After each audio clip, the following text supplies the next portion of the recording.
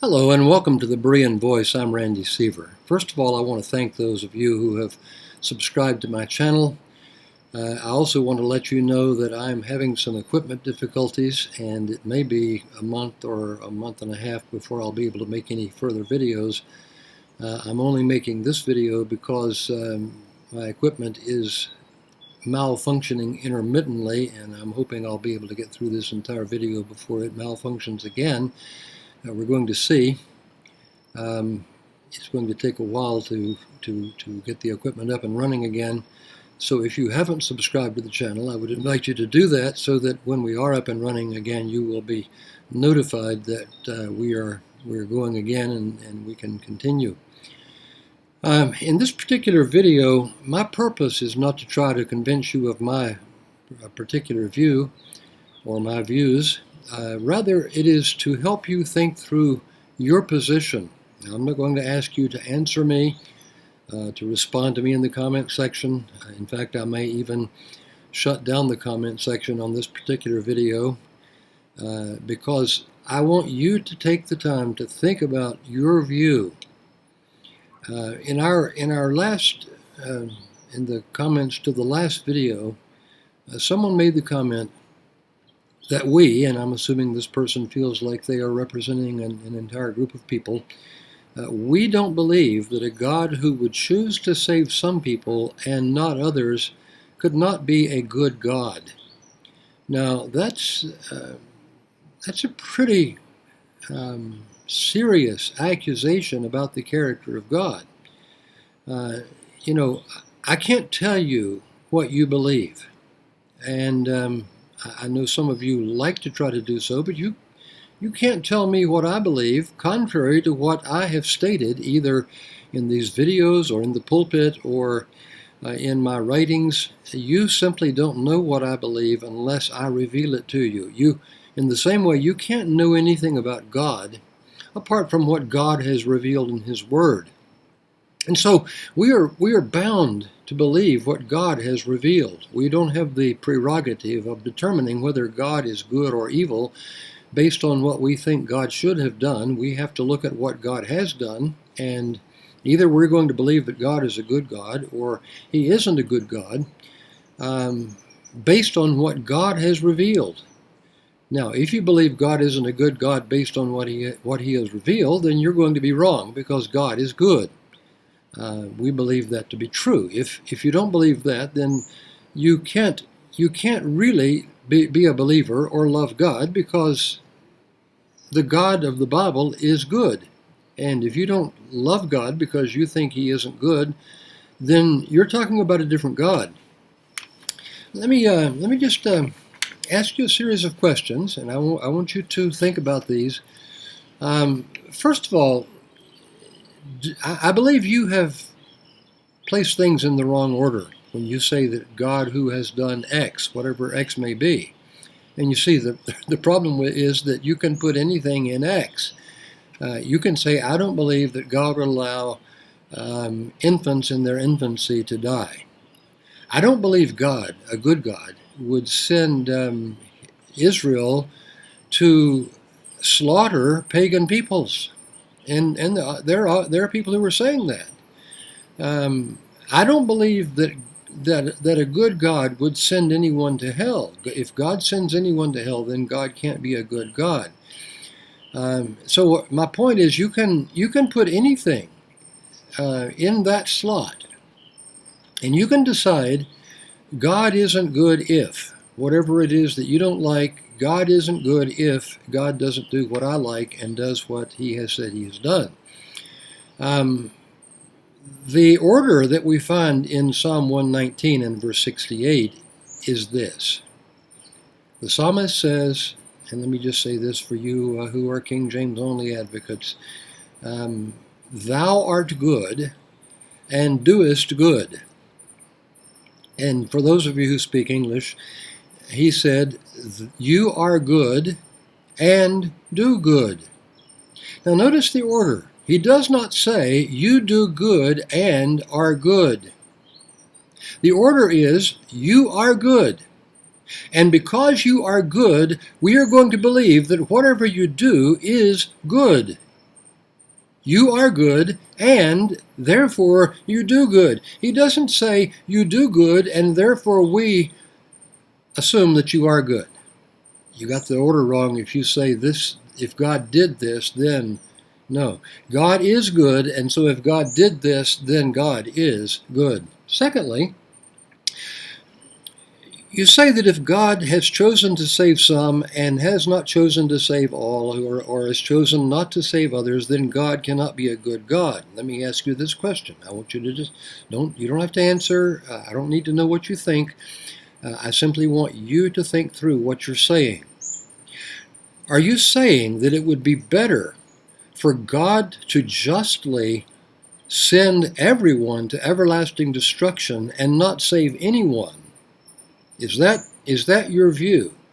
If a God who chooses to save a multitude that no man can number and pass over the rest and leave them to their just condemnation is not a good God, would it be better in your view if God passed over the entire race in terms of his mercy and grace and sent the entire lot to everlasting destruction? Which would be better in your view? Think about that just a little bit.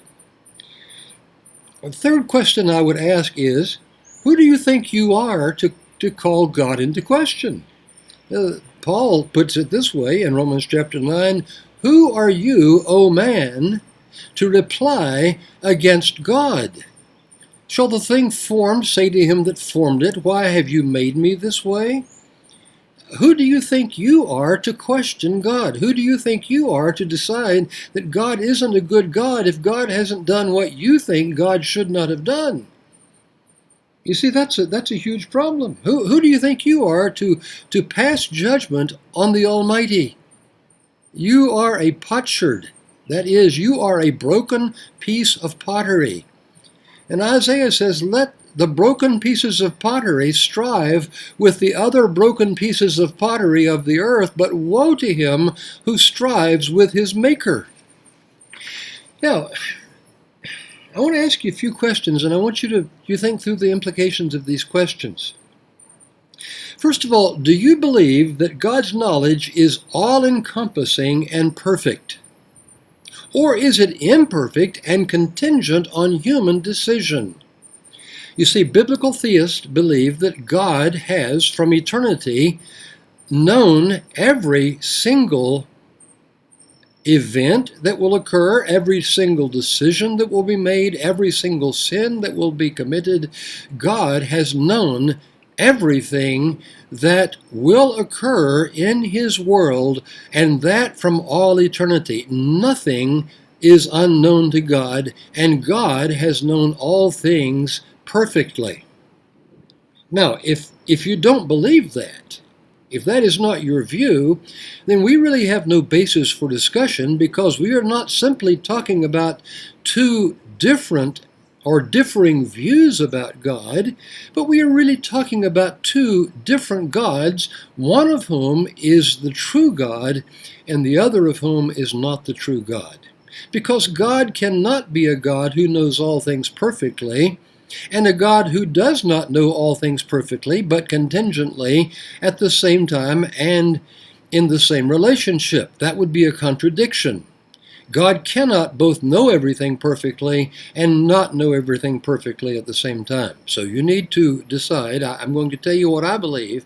I believe that God has from all eternity known everything perfectly, and that everything that God knew perfectly from all eternity will certainly occur in time. Now, you need to decide whether that is your view or whether you hold something like an open theistic view that God learns and grows along with us, and God does not know and did not know from all eternity all that was going to occur. Now, number two, if you believe that God knows all things perfectly, is there anything God knows perfectly that will occur that will not occur? Now, that seems like an interesting follow-up question, because if you believe God knows all things perfectly, then it seems to me that you will have to say that if God knows everything perfectly that will occur, then everything that God knows perfectly that will occur must occur. Nothing that God knows perfectly will occur can fail to occur. Otherwise, God did not know perfectly what was going to occur. That's just a logical outcome. Now, whether you believe that or not, I can't say, but you need to decide for yourself. Number one, do I believe that God knows all things perfectly? Number two, do I believe that everything that God knows perfectly is certain to come to pass, is certain to come to pass? Number three, if all that God knows will certainly occur, and if God knows perfectly what people will choose, could people choose differently than what God knew perfectly they were going to choose? That's simply a follow-up question on the last question I asked. That is, if someone chooses differently from what God knew perfectly they would choose, would not his supposed perfect omniscience not have been imperfect? Now, again, you don't have to answer that question to me. I want you to answer that question for yourself. Now, I know you haven't been asked in church in many, many decades, in most churches anyway, you haven't been asked to think. And I'm sure that it may take a little bit of getting accustomed to the idea of thinking to get you into this whole process. But you need to begin to reason through your belief system. You see, I'm setting aside the whole idea that God predestined anything. I'm not suggesting that God determined anything beforehand in the questions that I'm asking. All I'm asking you is, did God know perfectly what was going to occur? And if God knew perfectly what was going to occur, did everything that God knew perfectly was going to occur, occur? Or will it occur? You see, there's the question you need to answer. Now, next question. Do you believe that God is able to save every single sinner if he wants to? This is a question not about God's omniscience, but this is a question about God's omnipotence. When we talk about God's omnipotence, what we mean is God is able to do all his holy will. He is able to accomplish everything he has decided to do. Does God have the ability to save every sinner if he wants to do that? My view is yes, God has the ability to save every sinner if he so chooses. That is one of his attributes. God is all powerful. Okay? Next question, do you believe that God knew perfectly from all eternity that if he proceeded with his plan to create, this would certainly mean that billions of sinners would perish in impenitence and unbelief? Do you believe that God knew before he ever created that if he continued with his plan to create, there would be billions of people who would perish in their impenitence and unbelief? Or do you think God is still holding out the fond hope that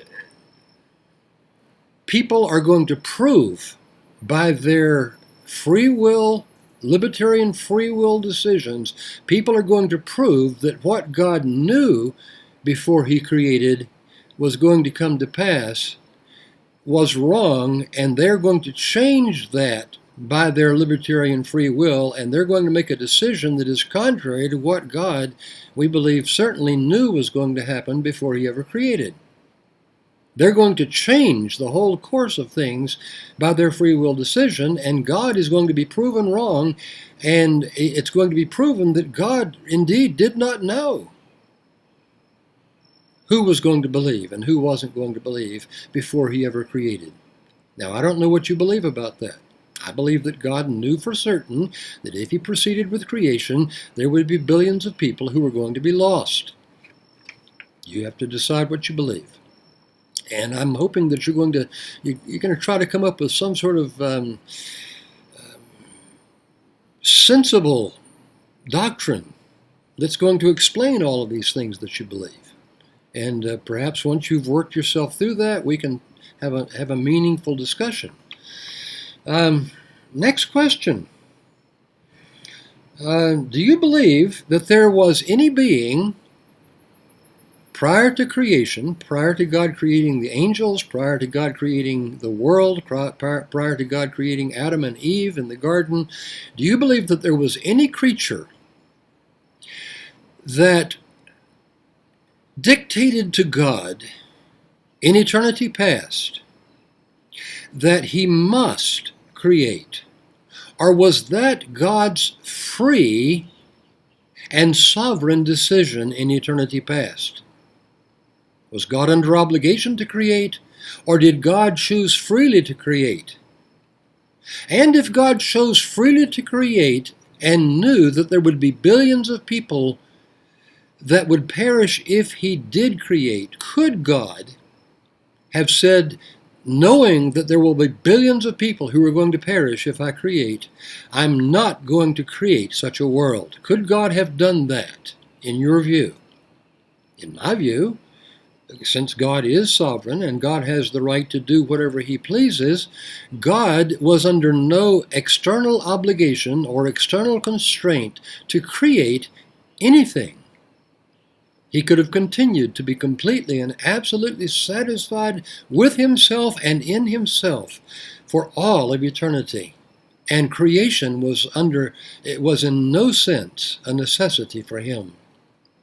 And yet God chose, knowing that there would be billions of people who would perish if he created, God chose to continue, knowing that Adam would fall, knowing that Adam's sin would be passed on to his entire race, and that billions of people would perish in sin if he created. God willingly, sovereignly determined to create. Now, next question. If you believe God created with this knowledge, then did he not decide, that is, did he not choose, by freely and voluntarily proceeding with creation, that some would be saved and others would certainly be lost? Jonathan Edwards said something like this: everyone who believes in a God, that is, the God of the Bible, believes that God knows all things beforehand. If you don't believe in that God, then you don't believe in the God of the Bible. You believe in another God altogether. Okay, but if you believe in the God of the Bible, then you believe that God knows all things perfectly beforehand. Now, Edwards says if God knows all things beforehand, then it is sure that either God approves that those things are going to be, or he disapproves that those things are going to be. Now he says, if he approves that they're going to be, then that is to ordain them. I want you to think through that. If God proceeded with creation knowing that billions of people would perish if he did so, and he proceeded with creation, did he not determine by the act of creating itself that billions of people would perish? Now, are you willing, if you've come to the same conclusion about this that I have, and you're going to have to work through this yourself, okay? I can't work through this for you. I'm trying to lead you through it. If you have to go back and listen to this several times to get into your head what I'm trying to say to you, I want you to do that, okay? I want you to think. I want you to reason. Are you willing to state, based on what God has revealed, that he has actually done and that he has actually known and willed to allow to occur, are you willing to state that God is not a good God? I'm going to leave you with those questions. I hope you'll think through them. This is what I meant in that last video on how to avoid becoming a Calvinist. If you're going to avoid becoming a Calvinist, you're going to have to not think through these things, because if you begin to think, you're going to find that The outcome is just as determined by what you, if you're a biblical theist, the outcome is just as determined by what God knew certainly was going to occur as it is by God ordaining what will occur. In neither of these cases is what God either knew or what God ordained the cause of the sin that occurs. In neither of them. You need to think about that. All I'm asking you to do is think. It's not a difficult exercise. But what I was saying in that last video is that you begin to think you might become a Calvinist. And you might understand that you're not getting rid of problems by your view, because your issues are the same as our issues. And that is that God, according, I think, to the Scriptures, God is not going to save every single sinner. I think the Scriptures are very clear about that. You can opt for universalism, and you can think that somehow, contrary to what the Scriptures seem to teach, God is going to ultimately save everyone. If you believe that, then you're out of the woods. You don't have any issues. But if you honestly believe what I think the Scriptures clearly teach, that God will not save everyone, but that some sinners are going to be cast into the lake of fire. If you believe that, then you have the same problem that we have in thinking about this whole issue of salvation. And so all I'm asking you to do is think. Not a difficult thing if you really start trying to do it. You might have to try for a while, but I'm sure you'll get into the groove of thinking, and you'll finally maybe learn that you like it if you do it enough. And so all I want you to do is think. Keep in mind that if you think, you might become a Calvinist, and that's always a danger. If you want to avoid that, then just shut your mind off, put your blinders on, and continue in your way. But I want you to think. I want you to read the Scriptures and think about what the Scriptures are actually saying, not what you think they must be saying if God is going to be good. Okay? Until next time, may God richly bless you.